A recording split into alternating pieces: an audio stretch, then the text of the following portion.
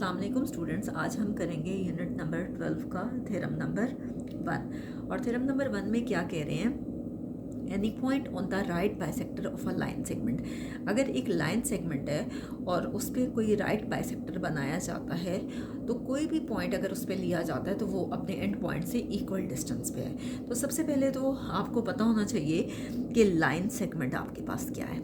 ये देखिए, मैं आपको बना के दिखा रही हूँ। पहले मैंने यहाँ बना दी है, लेकिन आप देख लें, ठीक है। ये आपके पास दो पॉइंट्स हैं, उनको आप ए बी का नाम दे दें और उनको अगर आप रूलर से ज्वाइन कर लेते हो तो वो आपके पास लाइन सेगमेंट कहलाती है, ठीक है। अब देखिए कि राइट बाइसेक्टर क्या है।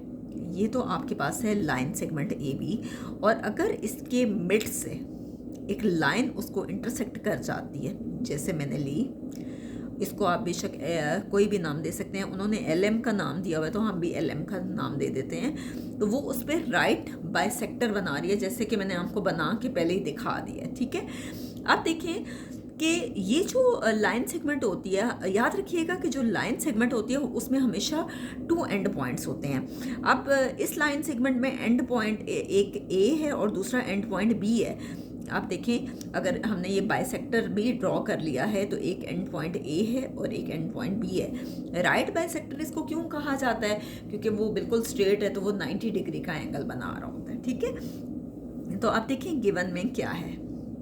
गिवन में कह रहे हैं कि एक लाइन है LM, लाइन का नाम क्या है? LM, ठीक है, मैंने बना ली। इंटरसेक्ट्स द लाइन सेगमेंट, जो कि इंटरसेक्ट कर रही है लाइन सेगमेंट को, और लाइन सेगमेंट का नाम क्या है जी? AB। AB के ऊपर इस तरह से लाइन सेगमेंट शो भी करते हैं। किस पॉइंट पे इंटरसेक्ट कर रही है वो राइट बाइसेक्टर? किस पॉइंट पे इंटरसेक्ट कर रहा है? C पॉइंट पे, एट द पॉइंट C। इस तरह से इंटरसेक्ट कर रहा है, सच दैट इस तरह से इंटरसेक्ट कर रहा है कि जाहिर बात है वो उस पर राइट बाइसेक्टर बना रहा है, यानी 90 डिग्री का एंगल बना रहा है। जब भी 90 डिग्री का एंगल बनाते हैं तो हम कहते हैं कि वो उस पर परपेंडिकुलर है, और परपेंडिकुलर के लिए ये सिंबल यूज़ होता है, यानी वो उस पर 90 डिग्री का एंगल बना रहा है कि LM किस पे परपेंडिकुलर है? AB पे। ये फिगर मैंने आपको जस्ट एक्सप्लेन करने के लिए ये दोनों बनाई हैं, ठीक है। ये आप ना बनाते रहना। LM किस पे परपेंडिकुलर है? AB पे, ठीक है। अगर LM परपेंडिकुलर है AB पे, 90 डिग्री का एंगल बना रहा है, तो इसका मतलब है कि जितनी लेंथ AC की है उतनी ही लेंथ CB की है। इसका मतलब है कि AC और CB या BC जो है वो आपस में कॉन्ग्रेंट है। AC is congruent to BC। P क्या है? एक पॉइंट हम ले लेते हैं जो कि LM पे एक पॉइंट है। P is a point on LM। उन्होंने यही कहा था स्टेटमेंट में कि एनी पॉइंट, तो हमने एक पॉइंट ले लिया P, और वो किस पे है जी? LM पे। ये है गिवन। अब टू प्रूव आपने ये साबित करना है कि जो पॉइंट आपने लिया है वो अपने एंड पॉइंट से, यानी A और B से इक्वल डिस्टेंस पे है। आपने ये प्रूव करना है कि PA is congruent to PB। अब क्या करेंगे? कंस्ट्रक्शन में हम बाज़-औक़ात फिगर में कुछ एडिशन करते हैं। क्या करेंगे? ज्वाइन करेंगे P को A से और P को B से, ठीक है। Join P to the points A and B। A और B से P को ज्वाइन कर देंगे। नेक्स्ट है आपके पास प्रूफ में है जी नेक्स्ट है आपके पास प्रूफ में स्टेटमेंट्स और रीजंस में क्या कह रहे हैं कि दो ट्रायंगल्स हैं। एक ट्रायंगल है जिसका नाम है ACB, मैंने आपको टिक करके दिखा दिया ट्रायंगल ACB। अगर आप कहते हैं तो मैं अलग भी आपको बना के दिखा देती हूँ। ये देखिए, ये रही A, C एंड B। और दूसरी ट्रायंगल है आपके पास P, B एंड C। दो ट्रायंगल्स हैं आपके पास, एक ACP है और दूसरी है BCP। अब देखिए, जितनी लेंथ AC की है उतनी ही BC की, और ये हमने कहाँ पे किया था? गिवन में, कि AC is congruent to BC, क्योंकि हमने राइट बाइसेक्टर लिया था जिसने उसको दरमियान से इंटरसेक्ट किया था।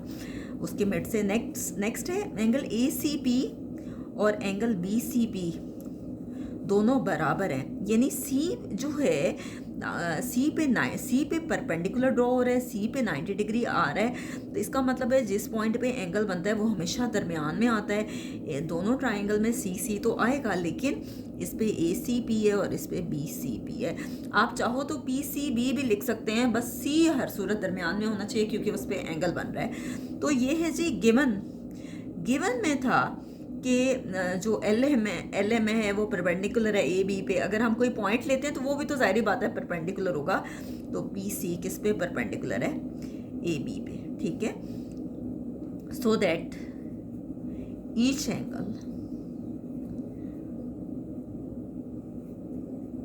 Eight C is equal to 90 degree. कोई भी एंगल आप लेते हो सी पे वो 90 डिग्री बनेगा। नेक्स्ट है जी दोनों में पी सी है, इसमें भी और इसमें भी पी सी के बराबर है। ये है जी common, P C is congruent to P C common है। अब 3 बातें प्रूफ हो गई, ठीक है। तो क्या होगा कि ये कॉरेस्पॉन्डेंस का सिंबल हट के कौन सा सिंबल लग जाएगा, कॉन्ग्रुएंट का, ट्राइंगल बी सी बी। ये क्या होगा, साइड एंगल साइड पोस्टुलेट। अब देखिए 2 ट्राइंगल्स आपस में कॉन्ग्रुएंट हैं तो जाहिर बात है उनका हर एंगल बराबर है और उनकी हर साइड बराबर है। हम कह सकते हैं पी बी के बराबर है, ए बी के बराबर है, सी सी के बराबर है। इसी तरह से ए सी बी सी के कॉन्ग्रुएंट है, पी सी के कॉन्ग्रुएंट है और ए बी जो है बी बी के कॉन्ग्रुएंट है। तो हम कह सकते हैं P A is congruent to P B. और ये क्यों कॉन्ग्रुएंट है, क्योंकि ये corresponding sides of congruent triangles हैं।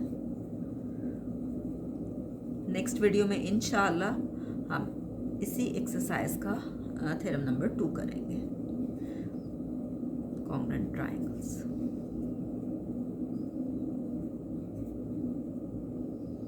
सॉरी, इसी यूनिट का थ्योरम नंबर 2 करेंगे।